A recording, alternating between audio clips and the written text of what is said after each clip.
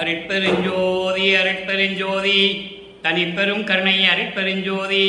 எல்லா உயிர்களும் இன்புற்று வாழ்க, வள்ளல் மலரடி வாழ்க வாழ்க, கொல்லா விரதம் குவளையெல்லாம் ஓங்குக, நல்லோ நினைத்த நலம் பெறுக, நன்றி நினைத்த எல்லோரும் வாழ்க இசைந்து. உலக மக்களே, அறிவார்ந்த அன்பர்களே, ஆண்மநேய ஒருமைப்பாடுடைய அன்பர்களே, வல்லப்பமா நமக்கு அள்ளிய திருவருட்பாவில் 3ஆம் திருமுறையில் 4வது பதிகம் திரு உலா வியப்பு என்ற பதிகத்தில் இருக்கின்ற பாடலுடைய விளக்கங்களை பார்த்து கொண்டிருக்கிறோம். திருவுலா வியப்பு மொத்தம் 10 பாடல்களை கொண்டது. இதுவரை 3 பாடலுடைய விளக்கங்களை பார்த்திருக்கிறோம். அந்த 3 பாடலுடைய சுருக்கம் என்னவென்றால், வல்லப்பமானவர்கள் சமயங்களும் மதங்களும் மார்க்கங்களும் சூழ்ந்திருந்த காலகட்டங்களில் ஒரு தாயின் வழியாக அருட்பெருஞ்சோதி ஆண்டவரால் இந்த மண்ணுக்கு வருவிக்க உற்றவர். சமரச சுத்த சன்மார்க்கத்தை மக்களிடையே தெரியப்படுத்த வேண்டும் என்பதற்காகவும், சமயங்களிலும் மதங்களிலும் மார்க்கங்களிலும் சொல்லப்பட்ட நெறிகளில் மக்களுக்கு எந்த விதமான பலனும் இல்லை என்ற உண்மைகளை, பிரபஞ்சத்தின் உண்மைகளை மக்களிடம் சொல்லுவதற்காகவும் வருவிக்க உற்றவர்.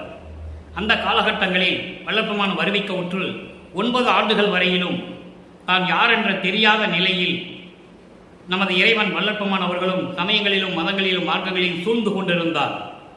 சமயங்களிலும் மதங்களிலும் மார்க்கங்களிலும் சொல்லப்பட்ட நெறிகளையும் பின்பற்றி கொண்டிருந்தார் என்பது உண்மை, யாராலையும் மறுக்க முடியாது.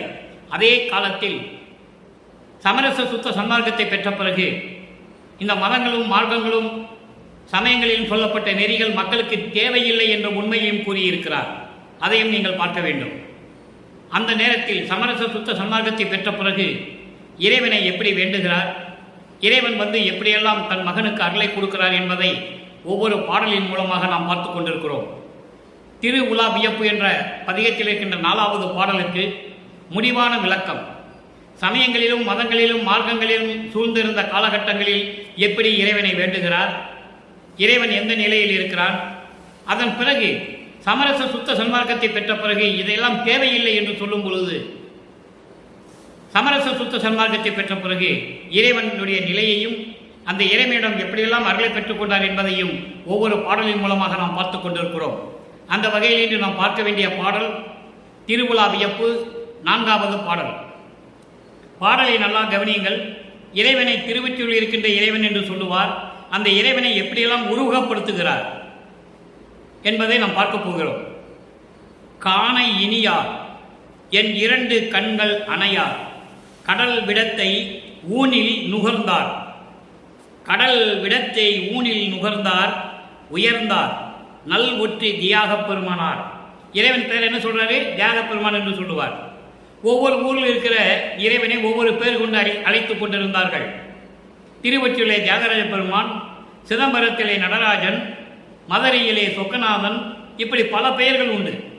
இவர்கள் சமயங்களும் மதங்களும் மார்க்கங்களையும் சார்ந்த தலைவர்கள், சமய தலைவர்கள், ஈஸ்வர தத்துவத்தை கொண்டவர்கள்.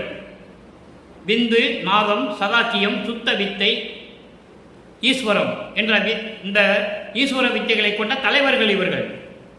அப்போ அந்த நேரத்தில் சமயங்களும் மதங்களும் மார்க்கங்களும் சூழ்ந்திருந்த காலகட்டங்களில் நமது இறைவன் வல்லற்பமானவர்களுக்கு சுத்த சன்மார்க்கத்தை பற்றி தெரியாது. அதனால் அந்த நிலையில் இருந்து கொண்டு இறைவனை எப்படியெல்லாம் வேண்டுகிறார்.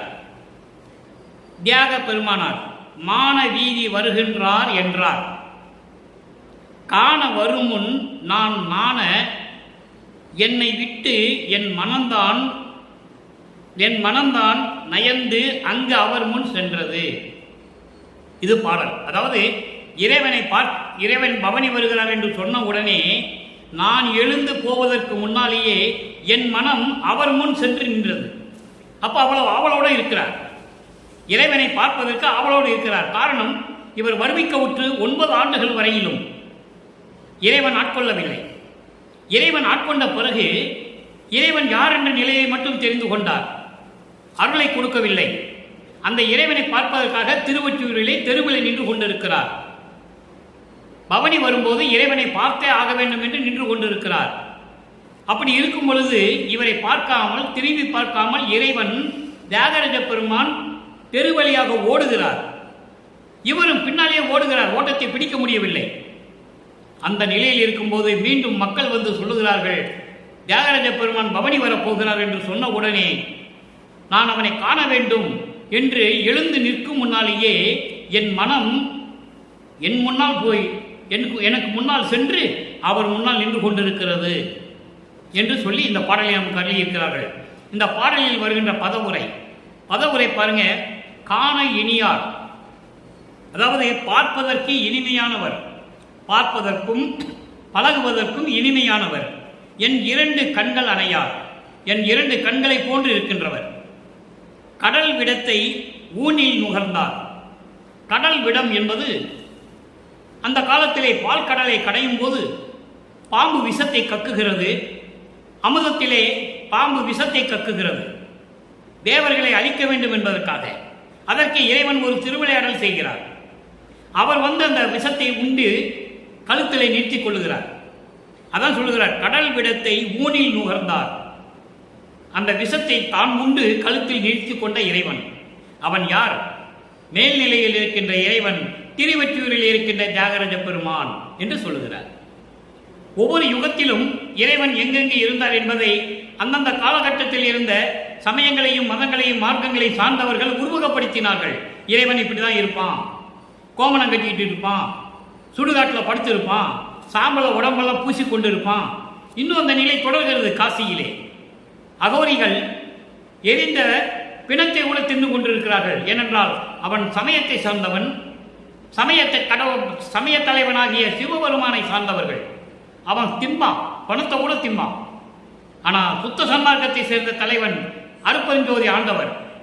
அதெல்லாம் இங்கே வேலைக்கே ஆகாது, நடக்காது. அதனால்தான் சுத்த சன்மார்க்கத்தை மக்களிடம் கொண்டு வர வேண்டும் என்பதற்காகத்தான் நமது இறைவன் வல்லற்பமானவர்கள் வருவிக்க உற்றார். இப்போ அந்த பாடலுடைய பொருள் பாருங்க, அந்த மாதிரி விஷத்தை உண்டு கழுத்தில் நிறுத்திய இறைவன், திருவெற்றியூரில் இருக்கின்ற இறைவன் மான வீதி வருகின்றார் என்றார். மக்கள் எல்லாம் சொன்னார்கள், சிறந்த முறையில் ஒப்பற்ற நிலையில் இருந்து கொண்டு தெருவிலே பவனி வருகிறார் என்று சொன்னார்கள். அப்போ நான் பார்ப்பதற்காக எழுந்திருக்கும் போது என் முன்னாலேயே என்னை விட்டு என் மனம் அவர் முன்னால் போய் சென்றது என்று சொல்லுகிறார். இதனால் உலக மக்களுக்கு என்ன சொல்லுகிறார் என்றால், உலக மக்களே, நான் சமயங்களையும் மதங்களையும் மார்க்கங்களையும் சார்ந்து கொண்டிருந்த போது, இறைவன் தியாகராஜ பெருமான் என்று நான் நினைத்து கொண்டிருந்த போது, அந்த இறைவனை எப்படியாவது பார்க்க வேண்டும் என்று நான் நினைத்து கொண்ட போது பவனி வருகிறார் என்று மக்கள் சொன்னார்கள். நானும் அந்த திருவழியாக பவனி வருவதை பார்ப்பதற்காக நான் தயாராக இருந்து கொண்ட பொழுது என்னை விட்டு என் மனம் அவர் முன்னால் போய் நின்று கொண்டது. ஆக இறைவனை பார்ப்பதற்காக நான் ஆவலோடு இருந்தேன் என்ற உண்மையை உலக மக்களுக்கு தெரிவிக்கிறார். இப்ப இந்த பாடலுடைய கருத்து பாருங்க, விளக்க உரை கோர்வையாக சொல்லுகிறேன். பார்ப்பதற்கு இனிமையானவர், பழகுவதற்கு அன்பானவர், என் 2 கண்கள் போன்றவர், கடலில் உண்டான விஷத்தை உண்டு கழுத்திலே நீட்டிக் கொண்டவர், மேல்நிலையில் இறைநிலையில் இருக்கின்ற இறைவன். அவர் யார் என்றால் திருவெற்றியூரில் இருக்கின்ற தியாகராஜ பெருமான்.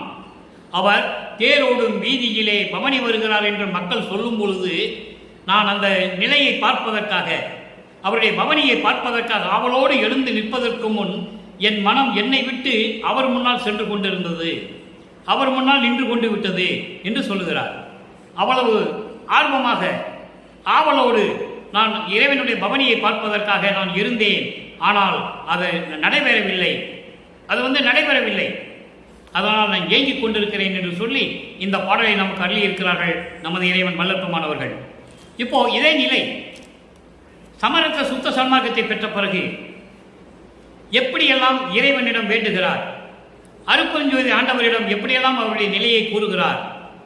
இறைவன் ஒரே இறைவன், அருப்பெருஞ்சோதி ஆண்டவர் தான். அந்த ஆண்டவருக்கு சமயங்களும் மதங்களும் மார்க்கங்களும் தேவையில்லை.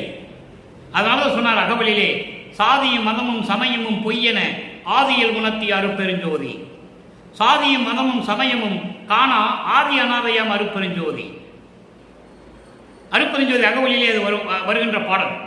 இப்போ 6ஆம் திருமுறை ஒவ்வொரு பதிகத்திலும் இன்று நாம் பார்த்த இந்த 4வது பாடலுக்கு, திருவிழா வியப்பு 4வது பாடலுக்கு 6ஆம் திருமுறையிலே ஒவ்வொரு பதிகத்திலும் 4வது பாடலில் எப்படி பொருள் இருக்கிறது என்பதை பார்க்க போகிறோம்.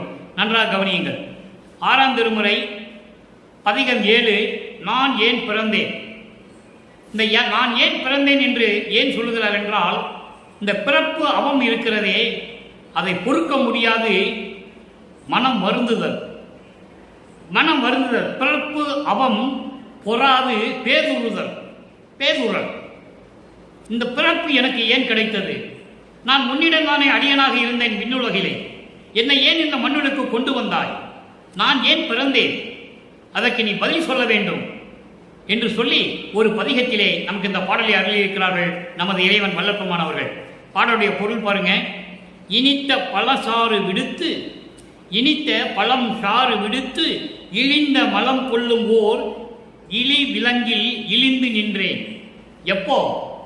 சமயங்களையும் மதங்களையும் மார்க்கங்களையும் பின்பற்றி கொண்டு உன்னாலே இந்த மண்ணுக்கு வருவிக்க உற்று சமயங்களிலும் மதங்களையும் மார்க்கங்களையும் என்னை ஈடுபட செய்து அந்த நிலையில் நான் இருக்கும்போது எப்படி இருந்தேன் என்று சொல்லுகிறார். இனித்த பழசாறு விடுத்து, இனிமையான சுவையான பழம் சாறுகளை எல்லாம் எடுத்து அது இழிந்த மலத்திலே விட்டு சாப்பிடுகின்ற இழி விலங்கு. இழி விலங்கு என்றால் இழிவான ஒரு விலங்கு, நாய் என்று சொல்லலாம், மற்ற விலங்குகளும் இருக்கின்றன. அப்படிப்பட்ட இழிவான விலங்கில் நான் இழிந்து நின்றேன். இழிந்து நின்றேன் என்பது கீழ்நிலையில் இருந்து கொண்டிருந்தேன். உன்னால் இந்த மண்ணுக்கு வருவிக்க உற்று சமயங்களிலும் மதங்களிலும் மார்க்கங்களிலும் இருந்து கொண்டு எப்படி இந்த பழம் சாறு ஒரு மலத்திலே விட்டு சாப்பிடுகின்ற அந்த எளிய நிலையில் இருக்கின்ற ஒரு விலங்கு போல நானும் அந்த நிலையில் நின்றேன். இரக்கம் ஒன்றும் இல்லை. அப்ப எனக்கு தயவையும் கருணையும் இரக்கமும் எனக்கு எதுவுமே இல்லை. உயிரின் மீது இரக்கம் காட்ட வேண்டும், தயவை காட்ட வேண்டும், கருணையோடு இருக்க வேண்டும் என்ற நிலை எனக்கு எப்ப தெரியாது. எவ்வளவு அற்புதமா சொல்றாருன்னு நீங்க புரிஞ்சுக்கணும். இரக்கம் ஒன்றும் இல்லை.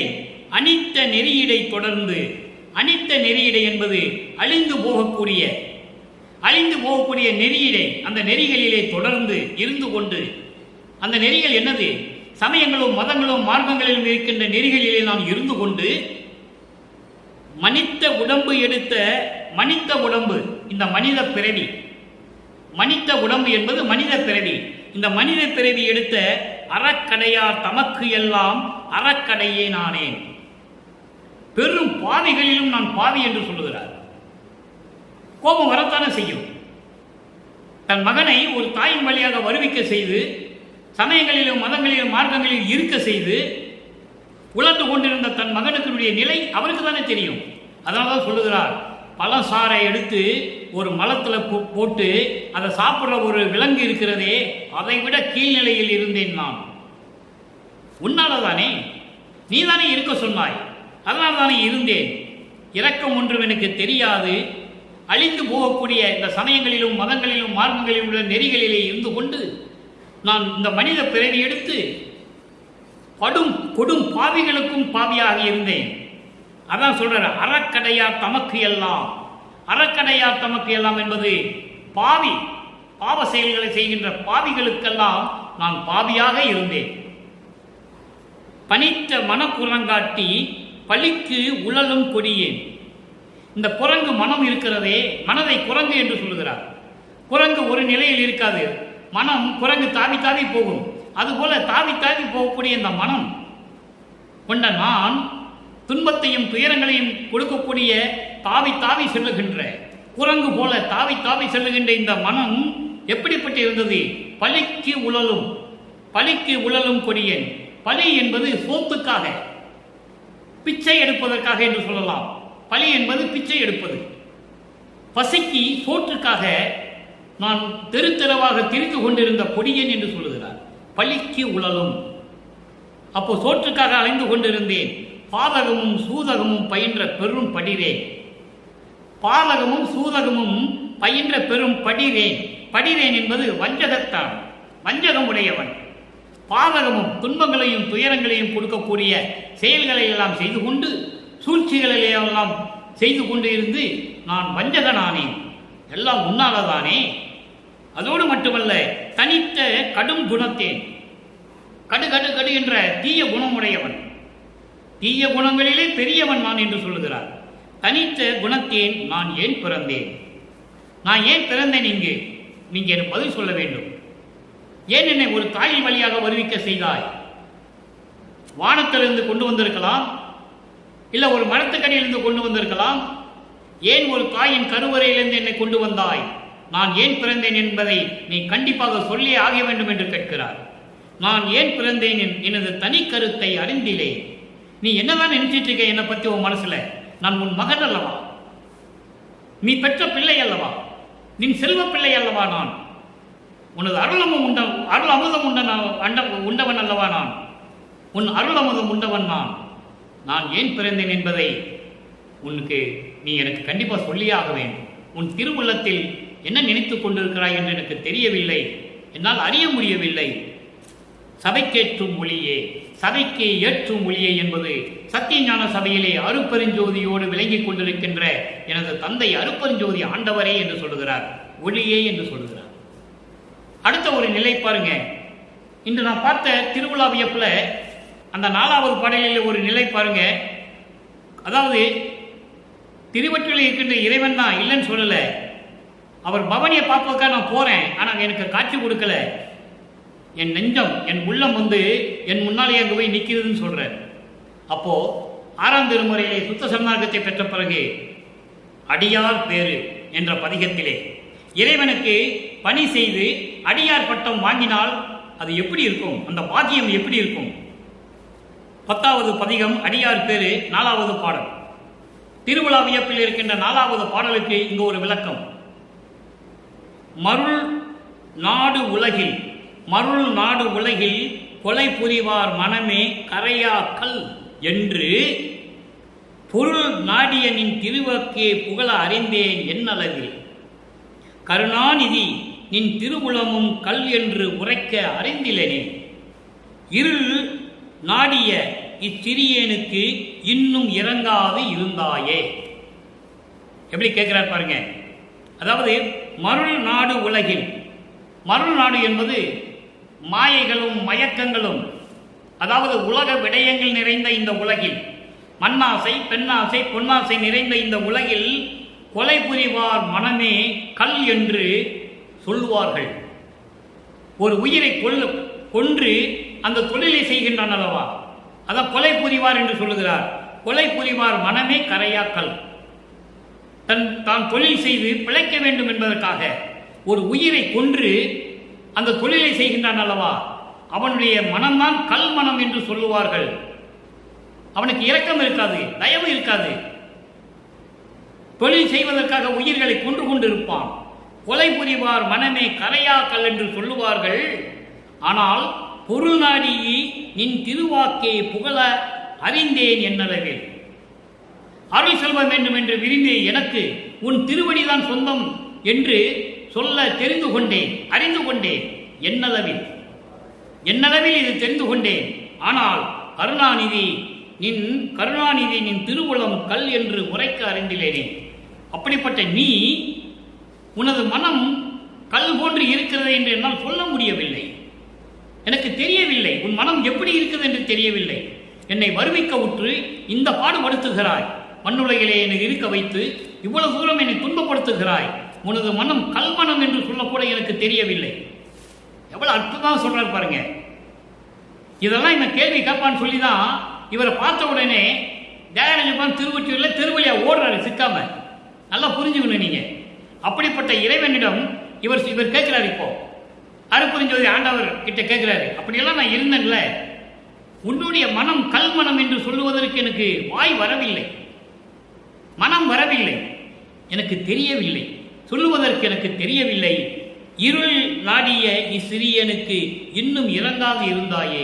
இருள் நாடிய என்பது அறியாமையில் இருந்து கொண்டு, நல்லா கவனிக்கணும். இருள் என்பது, மருள் என்பது மாயை மயக்கம், மண்ணாசை பெண்ணாசை பொருளாசை, இதில் இருந்து கொண்டிருந்த கொலை புரிவார் மனம்தான் கல் என்று நான் உலக மக்கள் சொல்லிக் கொண்டிருந்தார்கள்.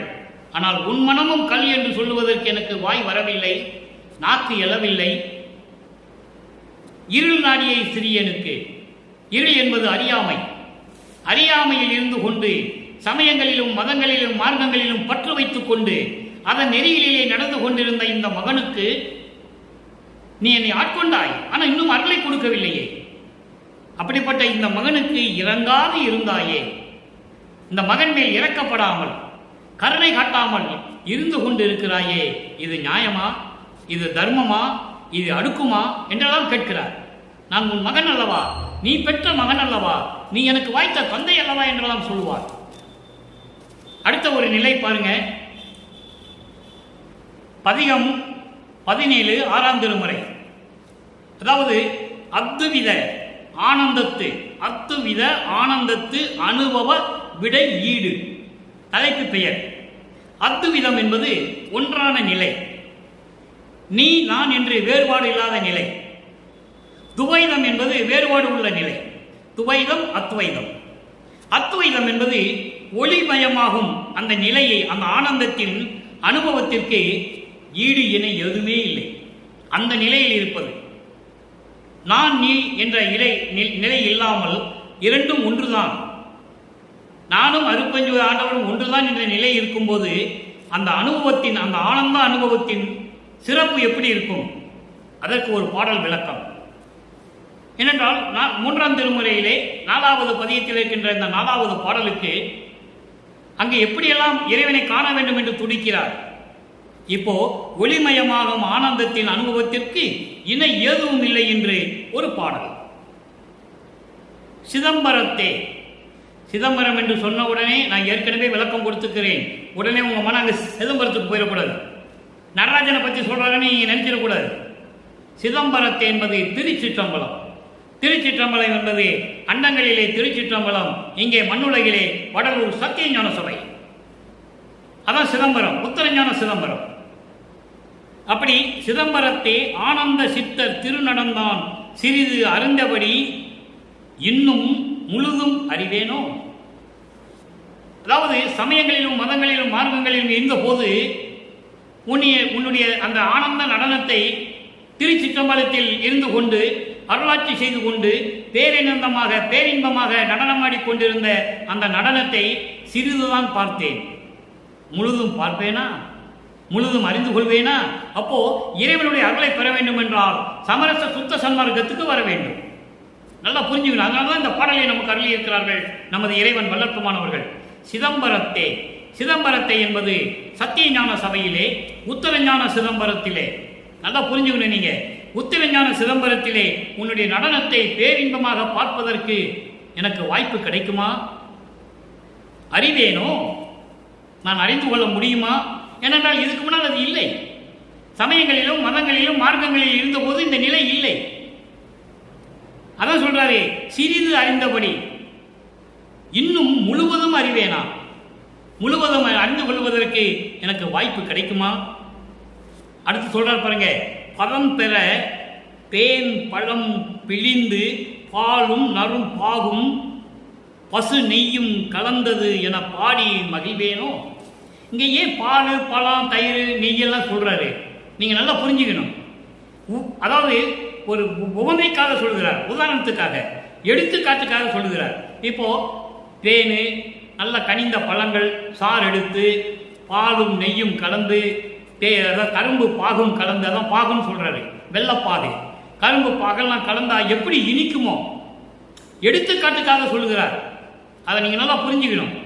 அதாவது நல்ல கனிந்த பழங்களை பிழிந்து பாலும் அதில் நறும் பாகும், உயர்ந்த வெள்ள பாகும் பசு நெய்யும் கலந்ததால் எப்படி இனிக்குமோ அதுபோல நான் பாடி மகிழ்வேனா பதம் பெற. உன்னுடைய திருவடியினுடைய அருளை பெறுவதற்காக, உன்னுடைய திருவடியினுடைய அருளை பெறுவதற்காக நான் பாடி மகிழ்வேனா? அதை எப்படி எடுத்துக்காட்டாக சொல்லுகிறார்? ஒரு உதாரணத்துக்காக சொல்லுகிறார், உவமையோடு சொல்லுகிறார். உவமையோடும் உதாரணத்தோடும் எடுத்துக்காட்டுக்காக சொல்லுகிறார். நல்ல கனிந்த பழங்களை எல்லாம் பிழிந்து அதில் பாலை ஊற்றி, நெய் ஊற்றி, பசு நெய்யை ஊற்றி, வெள்ளப்பாகு போட்டால் எப்படி இனிக்குமோ அதுபோன்று உன்னை பற்றி பாடி நான் மகிழ்வேனா? இவ்வளவு அற்புதமா சொல்றார் பாருங்க. அடுத்து பாருங்க, நிதம் பரவி ஆனந்த நித்திரை. நிதம் பரவி ஆனந்த நித்திரை நீங்காத நித்திரை என்று சொல்ல வேண்டும். பாடல் அப்படிதான் வரும், பொருள் படும்போது மாற்றி சொல்ல வேண்டும். அதாவது நிதம் பரவி ஆனந்த நீங்காத நித்திரை, நித்தர் பணிபுரிந்து இன்ப சித்தி பெறுவேனோ. நல்லா கவனிக்கணும். அதாவது உன்னுடைய பாதத்தினுடைய அருளை பெறுவதற்காக நான் பாடி மகிழ்வேனோ? சர்க்கரையும் பாலும் தேனும் நெய்யும் இதெல்லாம் கலந்து எப்படி இனிக்குமோ அதுபோன்று பாடி உன்னுடைய திருவடியினுடைய அருளை பெறுவதற்கு நான் மகிழ்ந்து கொண்டிருப்பேனா என்று கேட்கிறார். இப்போ இங்க என்ன சொல்றாருன்னா, நித்தம் பரவி. நித்தம் பரவி என்பது தினமும் வணங்கி, உன்னை தினமும் வணங்கி ஆனந்த நித்திரை, நீங்காத நித்திரை. இதுக்கு பேரு அரிதுயில் என்று சொல்லுவார் வல்லப்பமானவர்கள். இதை அரிதுயில் என்று சொல்லுவார். அதாவது பேர் உறக்கம். பேர் உறக்கம்னா உறங்கிக் கொண்டிருப்பதல்ல, அது கடவுள் நிலைக்கு இருக்க வேண்டிய ஒரு உறக்கம். அரிதுயில் இறைவனுக்கு உரியது. அப்படி பேர் உறக்கத்தில் அரிதுயிலில் இருக்கின்ற உன்னை தினமும் வணங்கி, தினமும் வணங்கி உனக்கு பணிவிடை செய்து, பணிபுரிந்து என்று சொல்கிறார், உனக்கு பணிவிடை செய்து இன்ப சித்தி பெறுவேனோ? இன்ப சித்தி என்பது ஞான சித்தி, ஞான சித்தி என்பது கடவுள் நிலை, கடவுள் நிலை என்பது 16வது நிலை, 16வது நிலை என்பது சரியை கிரியை யோக ஞானம். நானாங்க 16. முதல்ல 12 இருக்கிறது சமயங்களையும் மதங்களையும் மார்க்கங்களையும் சார்ந்தது. அதை விட்டுவிட்டால் 13வது நிலை ஞான சரியை, 14வது நிலை ஞான கிரியை, 15வது நிலை ஞான யோகம், 16வது ஞானத்தில் நாணம். அதுதான் சொல்லுகிறார், இன்ப சித்தி பெறுவேனோ? கடவுள் நிலையை நான் அடைவேனா? எவ்வளவு அற்புதமா சொல்றார் பாருங்க. அப்போ உன்னை தினமும் பேர் அரிதுயில், பேர் உறக்கத்தில் இருக்கின்ற, அதாவது கடவுள் நிலையில் இருக்கின்ற உன்னை நான் தினமும் வணங்கி நான் இன்பம் சித்தி உனக்கு பணிவிட செய்து இன்ப சித்தியை நான் பெறுவேனோ? ஞான சித்தியை நான் பெறுவேனோ என்று சொல்லுவார். இதைத்தான் வல்லப்பமானவர்கள் 6ஆம் திருமுறையிலே 64வது பதிகத்திலே திருவுந்தியார் என்ற பதிகத்திலே 10வது பாடலிலே சொல்லுவார், முத்தியை பெற்றேன், அம்முத்தியினால் ஞான சித்தியை உற்றேன் என்று உந்திப்பற சித்தன் ஆனேன் என்று உந்திப்பற. அதாவது இந்த பிரபஞ்சம் தோன்றிய காலத்திலிருந்தே கோடான கோடி பேர்கள் முத்தி நிலையை தான் அடைந்தார்கள். யாரும் சித்தி நிலைக்கு வரவில்லை. காரணம், அவங்கள் சமயங்களிலும் மதங்களிலும் மார்க்கங்களிலும் இருந்தவர்கள். அவர்களின் சுத்த சன்மார்க்கத்தை பற்றி தெரியாது. சுத்த சன்மார்க்கத்தை பற்றி அவங்களுக்கு தெரியாது. சுத்த சன்மார்க்கத்தில் இருக்கின்றவன் தான் ஞான சித்தியை அடைய முடியும், கடவுளாக முடியும். அப்போ முத்தியை பெற்றேன், அம்முத்தியினால் ஞான சித்தியை உற்றேன் என்று சொல்லுவார். எல்லாருமே முத்தியோட போனவர்கள், நான் ஒருவன் தான் ஞான சித்தியை பெற்றவன் என்று சொல்லுவார். சித்தன் ஆனேன் என்று உந்திப்பெற. சித்தன் என்பது கடவுள். நான் கடவுள் ஆனேன் என்று சொல்லுகிறார். உலக மக்களுக்கு யாரும் சொல்லவில்லை மக்களே. அதனால் மக்களுக்கு யாருக்கும் தெரியவில்லை. வல்லப்பமானவர்கள் வரிக்க விட்டு 200 ஆண்டுகள் கடந்து விட்டது. இதுவரையிலும் வல்லப்பமானுடைய இறைநிலையை ஒரு ஆள் கூட மக்களிடம் சொல்லவில்லை என்பதுதான் வேதனையான விஷயம். அவர்தான் இந்த பிரபஞ்சத்தை இயக்கிக் கொண்டிருக்கிறார் என்று அவரே சொல்லுகிறார். இறைவனே சொல்லுகிறார், நான் உன்னை படைத்தவன் என்று வல்லப்பமான் சொல்லுகிறார். 6ஆம் திருமுறையில் அத்தனையும் உண்டு. இந்த உந்திப்பற என்பது காற்றிலே உந்துகின்ற ஒரு சக்தி. நான் மக்களிடம் எவ்வளவு சொல்லி பார்த்தேன், யாரும் கேட்கவில்லை. உந்தினா உந்துற சக்தி. இப்போ காத்துல ஒரு பேப்பரை தூக்கி போடுங்க, பறக்கும். அப்போ அந்த காத்துக்கு உந்துற சக்தி இருக்கு. நீ போய் பிரபஞ்சத்தில் சொல்லு என்று சொல்லுகிறார். உலக மக்களிடம் போய் சொல்லு என்று சொல்லுகிறார். உலக மக்களுக்கு தெரிவிக்கிறார், நான் கடவுளாகிவிட்டேன் என்று சொல்லுகிறார். முத்து என்பது நிலை முந்துரு சாதனம் என்று சொல்லுவார், அகவலிலே வரும். அதுக்கு பிறகு சொல்லுவார் பாருங்க, சித்தி என்பது நிலை சேர்ந்த அனுபவம். சித்தி என்பது நிலை சேர்ந்த அனுபவம். என்ன நிலை? கடவுள் நிலை. அப்போ கடவுள் நிலை சேர்ந்த அனுபவம் தான் ஞான சித்தி. அதுதான் 16வது நிலை என்பதை இங்கே பதிவு செய்ய நான் கடமைப்பட்டிருக்கிறேன். அப்போ அந்த நிலையில் இருந்து கொண்டு நான் இன்ப சித்தி பெறுவேனோ? அடுத்து பாருங்க, மதம் பரவி, அதாவது மதம் பரவும் மலை செருக்கில் சிறந்த சிறியேன் நான், வள்ளல் குருநாதர் திருவுளம் அறியேனே. மதம் பரவும் மலை செருக்கில், இந்த மதங்கள் எல்லாம் உண்டாக்கக்கூடிய அந்த ஆணவம் இருக்கிறதே, மலை செருக்கு என்று சொல்லுகிறார். உயர்ந்த ஆணவம், சரியாத ஆணவம், செறிவு என்று சொல்லுவார் வல்லப்பமானவர்கள். அதாவது தவிர்க்க முடியாத, மீள முடியாத ஆணவம், செருக்கு, அகங்காரம். அப்படி அந்த லெவல், அந்த மலை போன்று ஆணவத்தில், செருக்கில், அகங்காரத்தில் இருக்கின்ற இந்த சிறியவனுடைய நிலை, வள்ளல் குருநாதா இறைவனே நின் திருவுளம் அறியேனே உன் திருவுள்ளத்தில் என்ன இருக்குது என்று எனக்கு தெரியவில்லையே என்று சொல்கிறார்.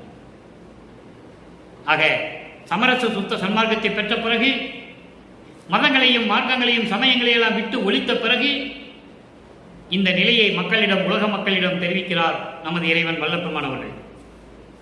இறுதியாக ஒரே ஒரு விளக்கம். 112வது பதிகம் மெய்யருள் வியப்பு.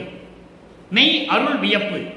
மெய் அருள் வியப்பு என்பது இறைவனுடைய அருளை, உண்மையான அருளை எப்படி இருந்தது, எப்படி வியந்து அதிசயத்தக்கதில் அதிசயமாக இருக்கும் வகையில் எப்படி இருக்கிறது, வியப்பு, ஆச்சரியப்படுறது, அதிசயப்படுறது. அப்படி இறைவனுடைய மெய் அருள் எப்படி இருக்கும்? அங்கே இருக்கின்ற திருவிழா வியப்பு 3ஆம் திருமுறையிலே 4வது பதிகத்திலே திருவிழா வியப்பு என்ற பதிகத்திலே 4வது பாடலை பார்த்தோம். அங்கே திருவொற்றியூரில் இருக்கின்ற இறைவன் அவனை பார்ப்பதற்காக பவனி வருகிறார் என்று சொன்னவுடனே, நான் பார்ப்பதற்காக எழுந்து நிற்பதற்கு முன்னாலேயே என் மனம் என்னை விட்டு பிரிந்து சென்று அவர் முன்னால் நின்றது என்று மட்டும்தான் சொல்லுவார். சமரச சுத்த சன்மார்க்கத்தை பெற்ற பிறகு எப்படி பெற்றார் என்பதை இந்த பாடலிலே சொல்லுகிறார். பாடல் அற்புதமான பாடல்.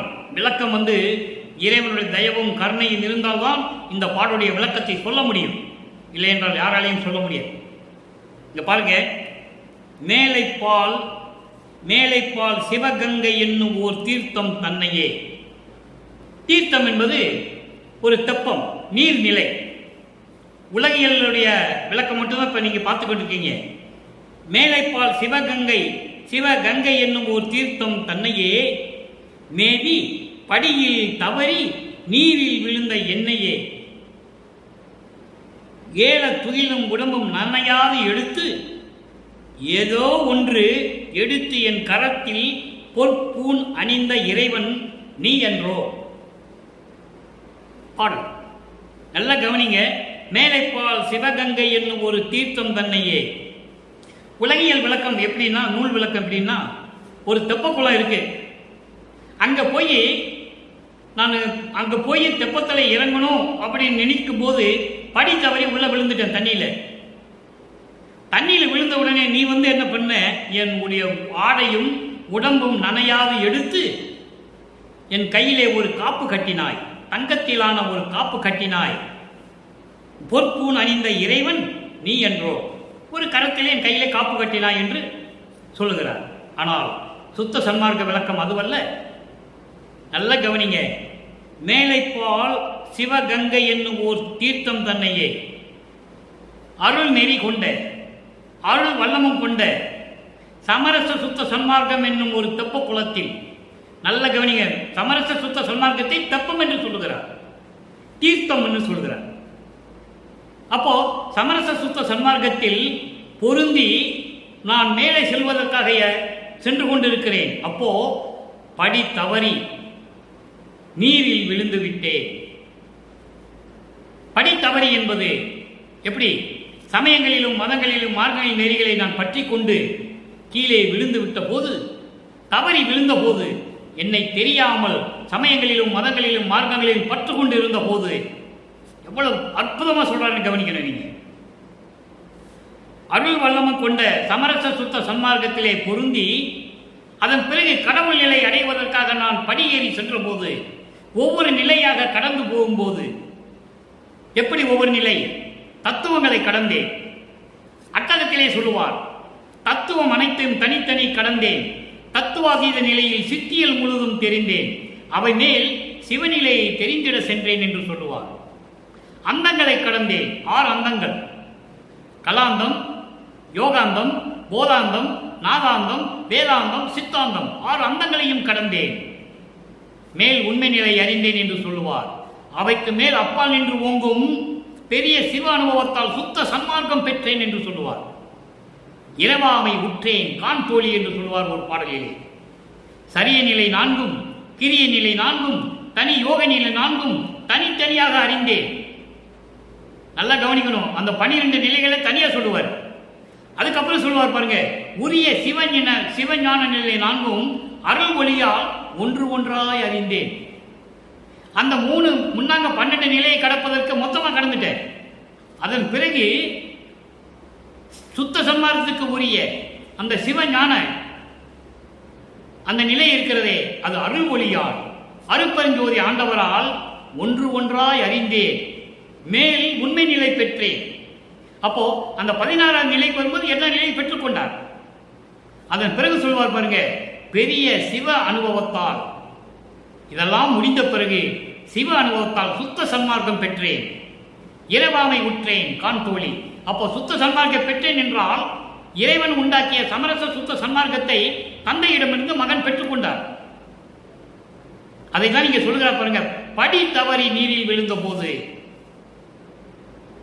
சமயங்களிலும் மதங்களிலும் மார்க்கங்களிலும் அதில் தவறி விழுந்த போது என்னை துகிலும் உடம்பும் நனையாதபடி, ஆடையும் நான் கட்டியிருந்த ஆடையும் என் உடம்பும் நனையாதபடி, நனையாதபடி என்பது அழியாதபடி, துன்புறாதவர், துன்பப்படாமல் முத்தேகத்தையும் கொடுத்து, முத்தேகத்தில் இருக்கிறவனுக்கு ஒண்ணுமே இல்லை, ஆடை அணிய வேண்டியதில்லை, சுத்த தேகம், புரண தேகம், ஞான தேகம், அருவமாக இருக்கலாம், உருவமாகவும் இருக்கலாம், அரு உருவமாகவும் இருக்கலாம்.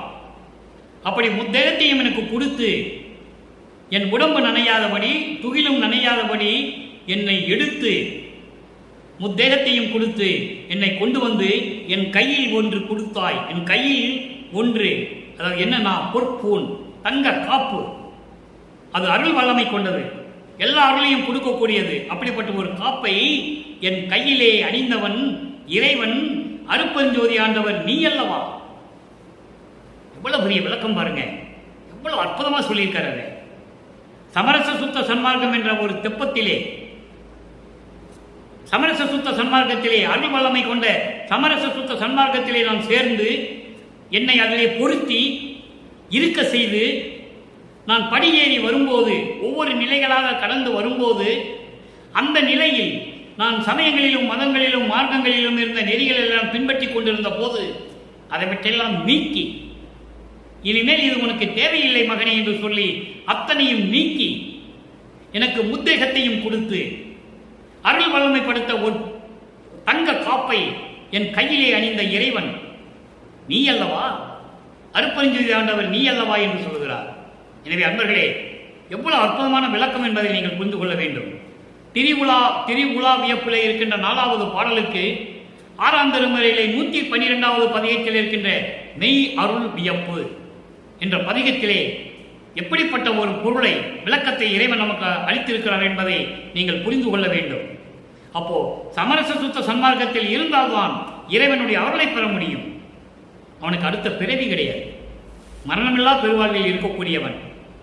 அதனால்தான் சொல்லுகிறார், உலக மக்களை வாருங்கள் வாருங்கள், மரணமில்லா பெருவாழ்வை நீங்களும் பெற்றுக்கொள்ளலாம் என்று சொல்லுகிறார். ஞானசேரியுடைய முதல் பாடலே அதான். நெகிழ்ந்து நெகிழ்ந்து, உணர்ந்து உணர்ந்து, அன்பு நிறைந்து நிறைந்து, ஊற்றலும் கண்ணீர் அதனால் உடம்பு நனைந்து நனைந்து, அருளமுதே நன்னிதியே ஞான நடத்தரசே. எப்படி இறைவனை கூப்பிடாரு சொல்றாரு பாருங்க. சொக்கான்னு சொல்ல சொன்னாரா? நடராஜன் சொல்ல சொன்னாரா? சிவபெருமான் என்று சொல்ல சொன்னாரா? இல்லை. எவ்வளவு இறைவனை கூப்பிட சொல்றாரு. நடத்தரசே, என் உரிமை நாயகனை என்று வணைந்து வணைந்து ஏத்துதலாம் அன்பின். இப்படியெல்லாம் நாம் மனங்களாம் வாருங்கள் என்று சொல்கிறார். வம்பின் என்றால் வாருங்கள். உலகில் உலக மக்களே, மரணமில்லா பெருவாழ்வில் வாழ்ந்திடலாம் கண்டே. உங்களுக்கு மரணமில்லா பெருவாழ்வு காத்து கொண்டிருக்கிறது. சமயங்களையும் மதங்களையும் மார்க்கங்களையும் விட்டுவிட்டு, அந்த சங்கல்ப விகற்பங்களை எல்லாம் விட்டுவிட்டு, ஊது ஊத்தி கொளுத்துவது, கற்பூரம் கொளுத்துவது, தேங்காய் உடைப்பது, பழம் வைத்து கும்பிடுவது, திருநீறு பூசுவது, குங்குமம் இட்டுக் கொள்வதெல்லாம் தேவையில்லை. சமரச சுத்த சன்மார்க்கத்துக்கு எதுவுமே தேவையில்லை. சமரச சுத்த சன்மார்க்கம் தனி மார்க்கம். சமயங்களையும் மதங்களையும் மார்க்கங்களையும் சாராத மார்க்கம். அருட்பெருஞ்சோதி ஆண்டவரின் மார்க்கம், வள்ளற்பெருமானுடைய மார்க்கம். என் மார்க்கம் சன்மார்க்கம் என்று சொல்லுவார். நானே சன்மார்க்கத்தை நடத்துகிறேன் என்று சொல்லுவார். தனி மார்க்கம் என்று சொல்லுவார். எனவே அப்படிப்பட்ட மார்க்கத்தில் இருந்து கொண்டு உலக மக்களே, இறைவனுடைய அருளையெல்லாம் பெற்று, இறைவனுடைய செல்வங்களை எல்லாம் பெற்று, நோயற்ற வாழ்வில் நீங்கள் வாழ வேண்டும்.